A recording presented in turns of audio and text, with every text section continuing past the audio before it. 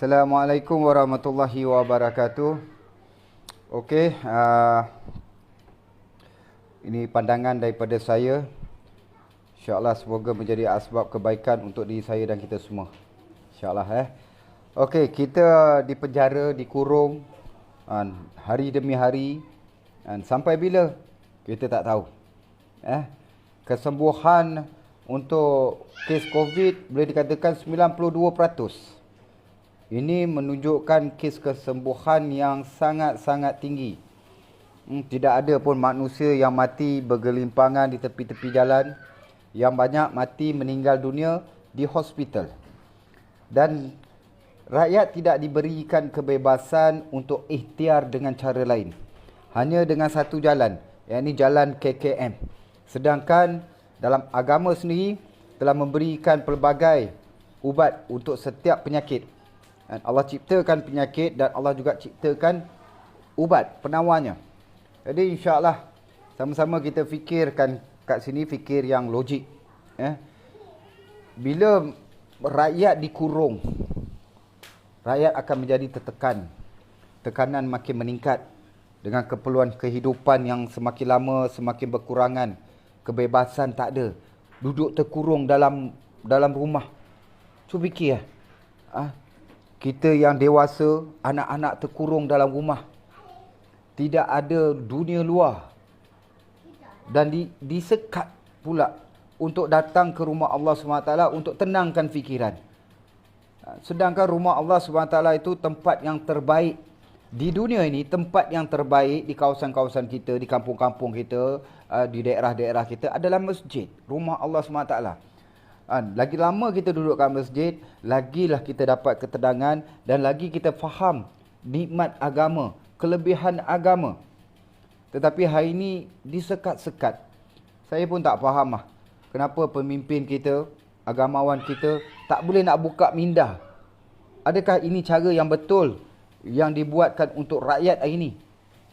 Kebebasan hanya untuk segelintir manusia yang ada kedudukan, ada kuasa. Rakyat marhaen dikurung, diperintahkan untuk ikut arahan mereka. Tidak ada ikhtiar lain, kena ikut arahan KKM. Sedangkan banyak ikhtiar-ikhtiar yang boleh diusahakan. Kalau dibebaskan rakyat, masya-Allah, kita banyak penawar-penawar yang kita boleh wujudkan. Daripada pakar sains perubatan pun dah bagi tahu. Ada penawar-penawar lain, ada ubat-ubat lain. Tetapi kenapa disekat? Kenapa dihalang? Kenapa tak beri kebebasan kepada rakyat? Saya sebagai warga negara Malaysia yang dah merdeka. Rakyat Malaysia dah merdeka berpuluh-puluh tahun. Rakyat ada hak, ada pilihan untuk hidup lebih baik, untuk hidup lebih sihat. Rakyat tak bodoh. Rakyat tahu nak ikhtiar macam mana. Rakyat bukan pemalas. Hari ini kita tahu semua dalam keadaan yang bermasalah. Takkan rakyat nak duduk diam? Takkan rakyat nak sakit?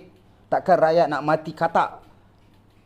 Semestinya rakyat akan berusaha cari macam-macam ikhtiar untuk nak jadi sihat, nak jadi baik. Tak nak jadi diri kita ni sebagai penyebab kepada keburukan. Ini dimomokkan hari-hari dengan ketakutan. Hari-hari cerita benda yang sama. Endemik pula, varian pula. Tidak ada sebaran yang baik daripada pihak pemimpin yang boleh memberikan rakyat lebih baik, fikir rakyat lebih baik, hati rakyat lebih baik. Yang diberikan hari ini tekanan.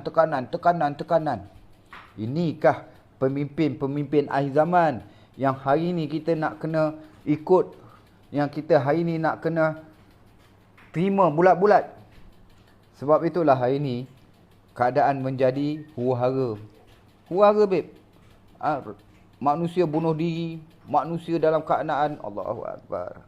Macam-macam berlakulah. Itu tak dicerita pula dalam media sosial, dalam media elektronik. Kenapa tak diceritakan? Sebelum 2020 macam-macam diceritakan.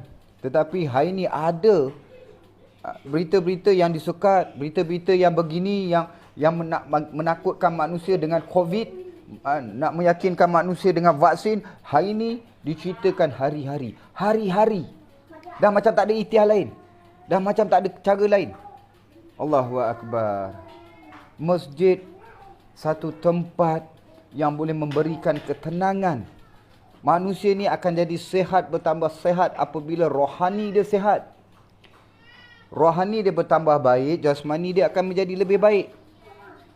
Dan kita berada di rumah Allah Subhanahu Wa Taala ini, tempat yang menyukakan Allah Subhanahu Wa Taala.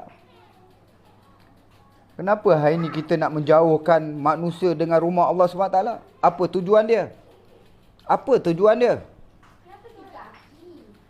Oh, nak menyelamatkan nyawa. Mana lebih penting menyelamatkan nyawa dengan agama? Bagi saya, agama itu lebih penting. Kerana agama itu bagi keselamatan, bagi kejayaan dunia dan akhirat. Kalau duduk di dunia, hidup pun tapi agama tak memberikan apa-apa kebaikan pada kita, buat apa? Kita tak yakin pada agama. Kita tak yakin pada Allah SWT akan turunkan bantuan. Inikah cara dia? Nabi SAW tinggalkan kita dua perkara. Al-Quran dan Sunnah. Al-Quran datangnya daripada langit. Setiap kalam yang ada dalam Al-Quran, setiap perkataan yang dalam Al-Quran itu datangnya daripada langit. Dan sunnah-sunnah Nabi SAW datangnya daripada perintah Allah SWT. Diusahakan oleh Nabi Muhammad SAW untuk kita amalkan. Kita nak rahmat Nabi SAW. Rahmatan lil alamin. Bawalah sunnah. Apa sunnah-sunnah yang Nabi tinggalkan kepada kita? Sunnah-sunnah yang boleh membawa kejayaan manusia. Salah satunya sunnah-sunnah yang ada dalam masjid. Allahu Akbar. Saya tak faham kita punya agamawan hari ini yang ada dalam kerajaan. Kalian semua telah mengelirukan umat Islam. Ini satu perkara yang sangat besar ni, yang perlu di soal jawab nanti. Bebaskanlah rakyat. Ini cara yang paling baik. Rakyat tahulah nak hidup macam mana. Rakyat tahulah nak selamat macam mana. Rakyat tahulah nak cari ubat. Macam-macam ubat ada. Tradisional, kita ada 3 bangsa, babe. Melayu, Cina, India. Ada 3 rawatan tradisional dari 3 bangsa. Kemudian kita ada sunnah. Rawatan-rawatan sunnah. Yang mana telah diceritakan dalam Al-Quran, dalam hadis Nabi. Madu diceritakan dalam Al-Quran. Habatus saudah diceritakan dalam hadis Nabi. Kenapa kita tak percaya cakap Nabi? Kita nak percaya cakap akhir zaman punya perkataan ke? Allahu Akbar. FB live saya hari ni kena block. Sebulan lagi baru boleh buat live. Sampai kena block, bet. Macam aku ni penjenayah. Macam aku ni menggugat ketenteraman negara. Kita share pun bukan share pasal apa. Share benda yang sama. Yang apa yang aku cakap hari ni, sekarang ni. Ada ubat, cerita pasal ubat lain, diblok. Tunjukkan kisah-kisah hari ni orang bunuh diri, diblok. Kenapa nak tutup? Kenapa? Terang-terang menunjukkan apa yang berlaku hari ni. Terang-terang menunjukkan tidak ada ketulusan, kejujuran dalam menjaga negara dan rakyat. Wallahi. Bebaskan rakyat. Jangan kurung rakyat, jangan penjarakan rakyat. Kerajaan milik rakyat. Rakyat lebih berkuasa. Dan rakyat perlu tahu hak sebagai warga negara dalam sebuah negara yang merdeka. Kita ada hak bebas. Dapatkan kelebihan itu. Bebas untuk melakukan perkara-perkara yang baik. Bebas untuk selamatkan diri. Bebas untuk berjaya. Bebas untuk sihat. Jangan disekat. Jangan jadi manusia dalam negara kita ni, rakyat dalam negara kita ni tidak ada pilihan. Tidak ada tujuan. Hanya satu tujuan dia. Dipaksa. Secara rela paksa. Janganlah macam ni. Jangan macam ni. Jangan bagi tekanan kepada rakyat. Jangan bagi tekanan. Bila rakyat tertekan, rakyat akan jadi ganas. Kita nak benda yang baik. Kita tak nak bagi rakyat lagi tertekan. Kita nak rakyat hidup dalam keadaan lebih baik. Jangan jadikan COVID ni sebagai asbab. Itu tak boleh, ini tak boleh, itu tak boleh, itu tak boleh. Semua nak dengar cakap kerajaan je hari ni. Kalau kerajaan mentadbir rakyat dan negara dalam keadaan baik, tak apa. Tengok berapa banyak kegagalan yang telah kerajaan hari ini lakukan. Banyak kerugian berlaku. Banyak nyawa manusia hilang. Fikir dengan ada kebesaran Allah Subhanahu Wa Taala. La ilaha illallah Muhammadar Rasulullah. Kejayaan manusia hanya ada dalam agama mengikut cara baginda Nabi Muhammad sallallahu alaihi wasallam. Ingat,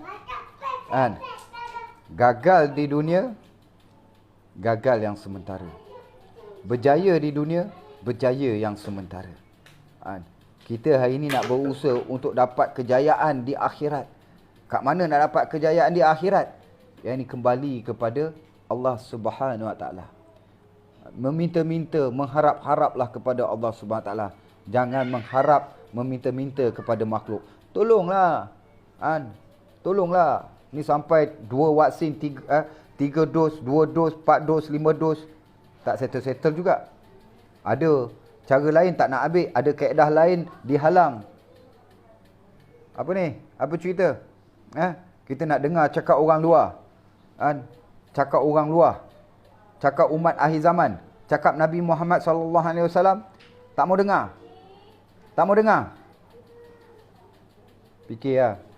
Tak guna kita dipilih menjadi umat Nabi Muhammad sallallahu alaihi wasallam yang dikurniakan iman dan Islam, tetapi kita tak boleh nak fikir dengan adanya kebesaran Allah Subhanahu Wa Taala. Terima kasih semua.